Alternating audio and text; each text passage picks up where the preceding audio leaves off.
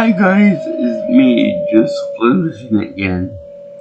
And for this video that's dedicated to Black History Month, I will be doing a little thing about athletes. Talking about black athletes. Just in time for Super Bowl 59. I beat LIX. Which that not to be off topic here, but I think it'll be pretty interesting to see what they come up with for 10 years in the future, if you catch my drift. But for right now, I'm going to talk about this book here, $40 Million Slaves, the rise, the fall, and the redemption of the black athlete. Now, this is by William C. Rhoden. My apologies if I mispronounced his name. But this book is very interesting. You know, I could have done something like The Royal Boy or Give Me All Your Lovin' by Madonna, but those were kind of obvious at this point. You know, being the Super Bowl all that. So I figured I might want to talk about this book because it's really quite interesting. It goes into my my past as a history major in Sternberg University, and I used to be on track to be a minor, to have a minor in African Studies or Black History, because African Studies and Black History is the same thing as American history. So, what's this book about?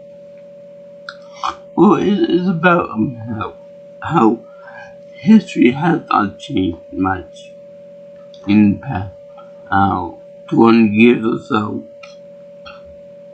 And one of his main points is that we talk about the black slaves and how they were forced to compete with each other for rewards like more food, more mates, if you will, more privileges on the slave plantation and whatnot. And you could definitely see this in, say, a movie like, Django Unchained, or something similar about slavery. And they will often fight each other to death for these privileges.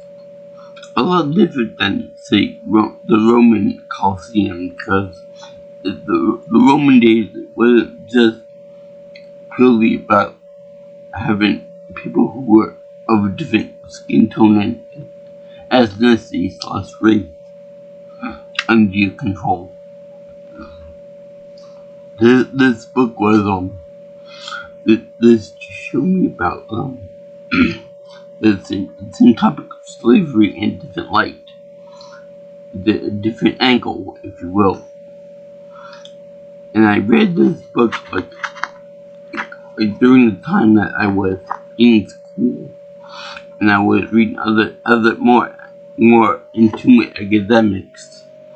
But yeah, this book is definitely a pretty good one because it shows, like I said, about the slaves and how they were forced to compete with each other, and they were forced to compete with each other on, like, for example, for higher positions in the hierarchy of slavery, where the winner would be considered like a high-value slave, and they would be given, again, like I said, like more maize, more food, more privileges. They will also be given more responsibilities on the farm, like say they would be given overseer position or like a higher up slave position and whatnot.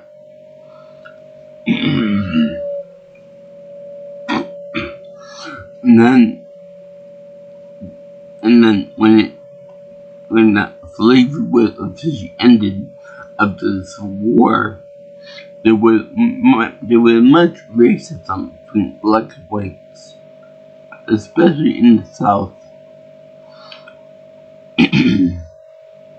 So they were pretty much what's well for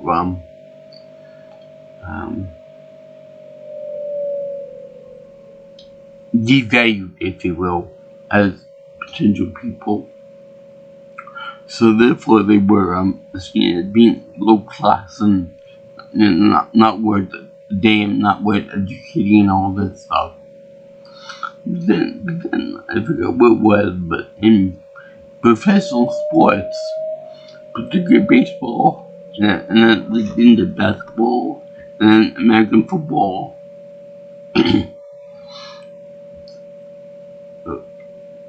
people noticed how much black athletes were so much better at certain things than the white counterparts. Because if you look at it from a biological standpoint,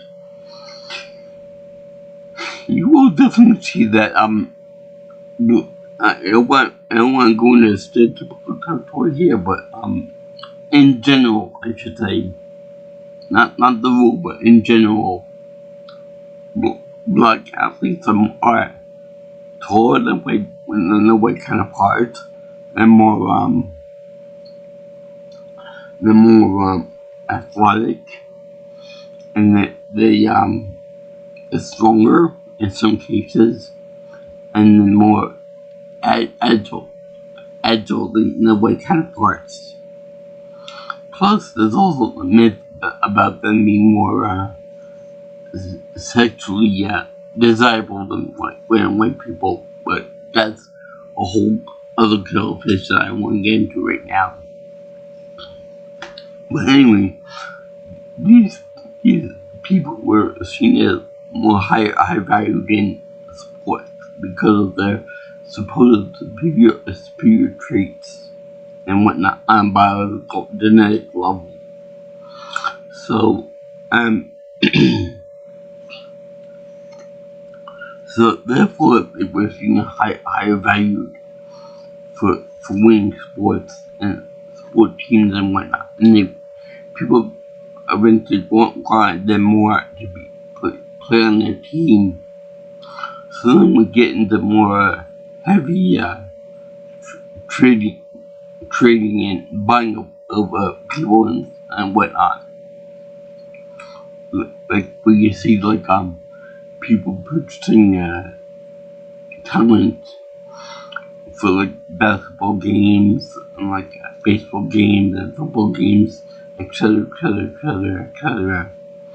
And you even see it getting into somewhere like golf for Tiger Woods and other not very minor sports, but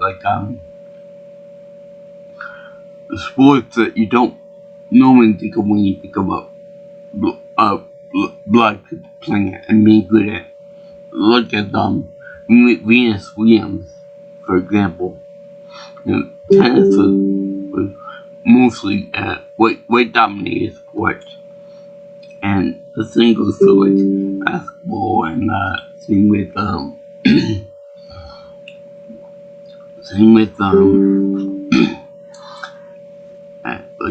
baseball, for example, too.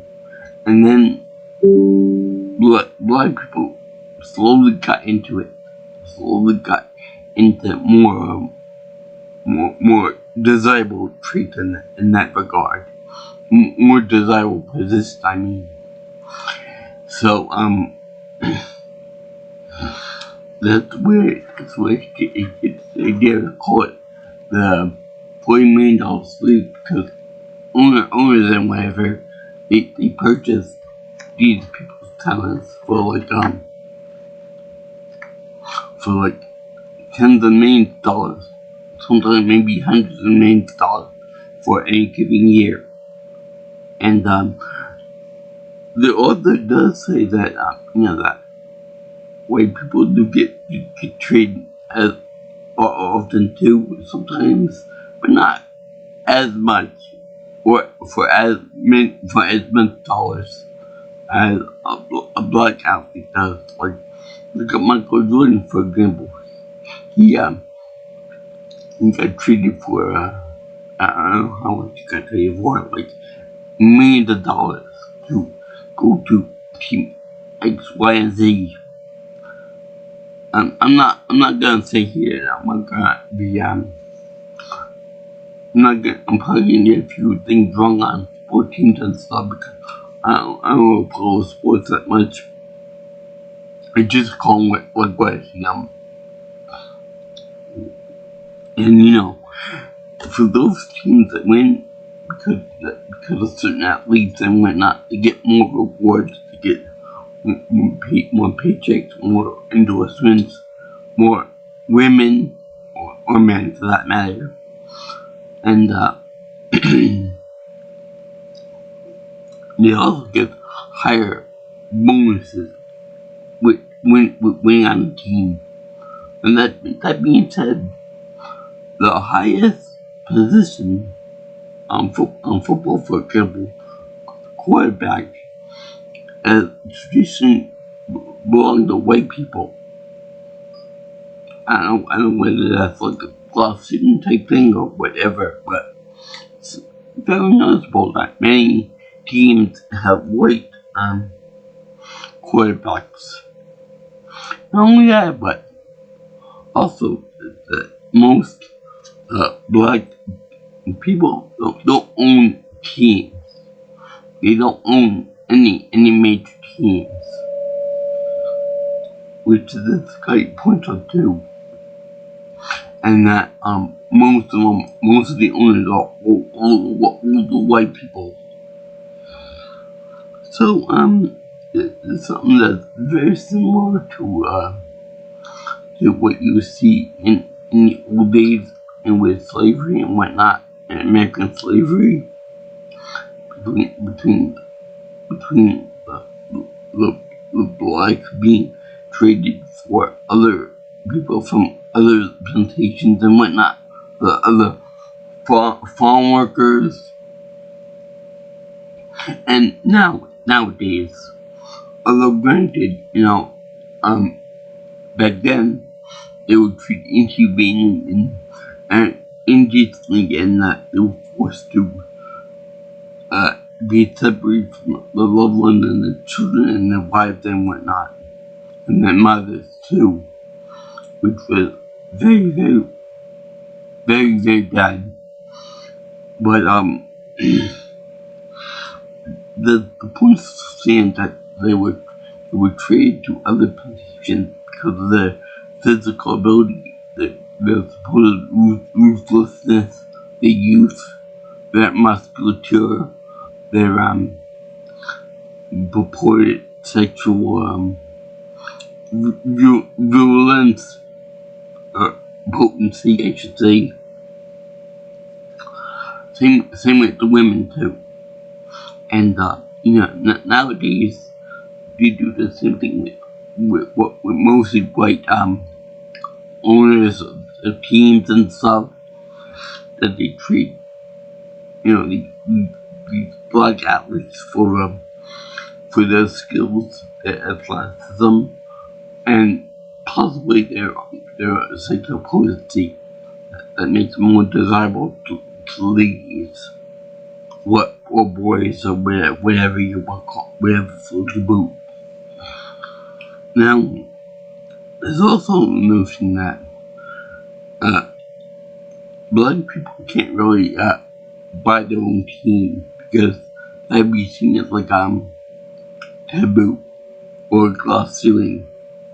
The only really famous people that are black are like Michael Jordan, or in non-sports terms, Oprah Winfrey, because they're rich and that they got enough influence to purchase their own team if they need to, if they want to.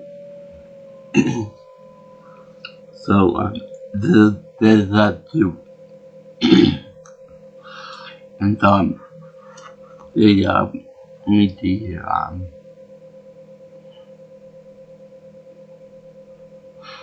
It's more of a thing where Oprah and Michael Jordan, they don't work for anybody now. They can afford to have people work for them. Where before they become really popular and really influential, they were working for people to make them their money, their sports teams and their TV companies, respectively. Where now they can do the reverse, get another on top. And as far as other races are concerned, we see agents getting on this too, like with gambling with basketball. I think there are a few Asian baseball players too, but this is only an American phenomenon. You know, if you go into, say, Japan, for example, with baseball, is really, really big. The dominant force in team members. You know, Japan had their own like a baseball team. I believe they called the Tigers or something similar to that. And you know, if you go to somewhere like, say, Brazil, for example, you know, they have many Latino and Latina soccer players that play, you know, their version of football, which which in America call soccer. But the point is the same, you know, that people, the big rich people, most likely they're white or they're Asian or whatever. They'll trade somebody else for athletic purposes or for strength or whatever purposes, because they can and they have enough money to do so.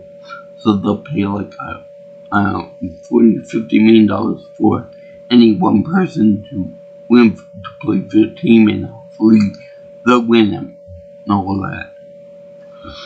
So yeah, this guy says that even though the times have changed and the currency has changed, you know, the practice of buying and selling people like slavery, it's pretty much the same thing. Like teammates nowadays are being I wouldn't say forced, but they're kind of obliged to win the game for their respective owners, and that's what makes them more money and more get more influence and more lucrative deals and more sponsorships for the main owner, and hopefully they will get the sponsorships for themselves, much like they did way back when during slavery times. I definitely recommend this book. It was a New York Times bestseller book for a reason. As part of a person with a lot of background in African studies and with a history major behind me, with a history degree behind me, I definitely wholeheartedly recommend you get this book for yourself. Let's see here. Let me keep at the author here. He's a sports writer from the New York Times since 1983. he knows what he's talking about. He also serves for as a consultant for ESPN's Sports Country Series and the Sports Reporter. He also won a Peabody Award for broadcasting of HBO series Journey of the African American Athlete. He's a graduate of Morgan State University in Baltimore, and he lives in New York City, Harlem. So if anything, I would definitely trust him with talking about African American history and issues over someone like, say, Donald Trump any day. But this guy knows what he's talking about. And hopefully you guys will enjoy the book too. And, when I first read the book, I was like, okay. So now I definitely see it, and now I see a new facet about slavery that I never realized before. In many ways, it continues to this day. Buying and selling for people. Was also noted that recently I went to the Kingston Library, and I made a few suggestions for them to purchase books for their own library stock. And and it turned out that I mentioned this book to the person that is in charge of all the purchases, and she said, she looked at me like, this is a very good book, a really appropriate book for now. I said, yeah, it's appropriate. There's nothing bad about the book. There's no anti, and there's no bad sentiment in there. There's no racial profiling. There's no bad words in there. Maybe a typo or something, but that's about it. And this book is an excellent ancillary to your reading. If you're going for a degree in Black Studies or Africana Studies or something like that. So I explained this to the person, and she said, it looks good. I'll look into it. I don't know whether she bought it or not, but then the book, that's the way the crumple, right? But yeah, I highly recommend this book. And I thank you for watching my video on $40 Million Slave, the book by William C. Rhoden. The book is actually really good. And it is in the celebration of Super Bowl 59. LIX. LIX, as Jimmy Kimmel so famously put it. The book is very good. It showed that trends from old slavery times still exist to this day. Time does not change. So, I definitely give this a happy face. It's the perfect book to talk about right now for the month of Black History. Even though Donald Trump tried to get rid of it, it's still prevalent in my mind as a history major, because Black history is American history. I don't want to hear anything else.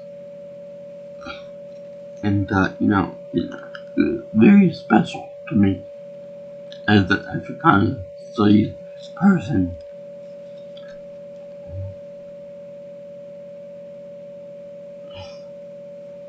And this has been pivotal to love, because I love history and I love learning about this kind of stuff. new angles and things like that. And how after how it's similar and it's different from Roman slavery in that during Roman slavery it was buying some gladiators and slaves and whatnot, but there wasn't really a racial component that there was with American slavery. You know, that there was like just black slaves, just slaves from Africa. There weren't many other people that were enslaved in the Roman Empire. Anyway,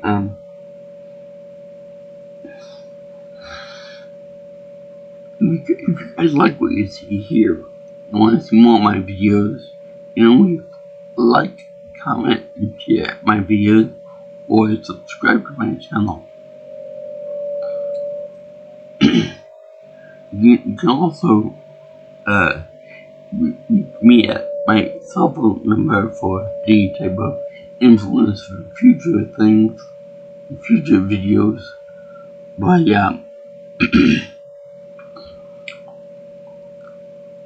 contacting me for my through my cell phone. Call me or text me at 631-707-3707, or you can reach me at follow me on Twitter at PNelsonPro. That's X if you prefer to. And my email is jjsviewingchannel@gmail.com. So I salute you guys. And by the way, the national anthem could be seen as a kind of like we who are about to fight with you salute you guys. And I salute all you guys who subscribe to my channel. Anyway, peace out, my brothers and sisters, and I'll see you in the next video. Aloha, all you girls and guys in internet land.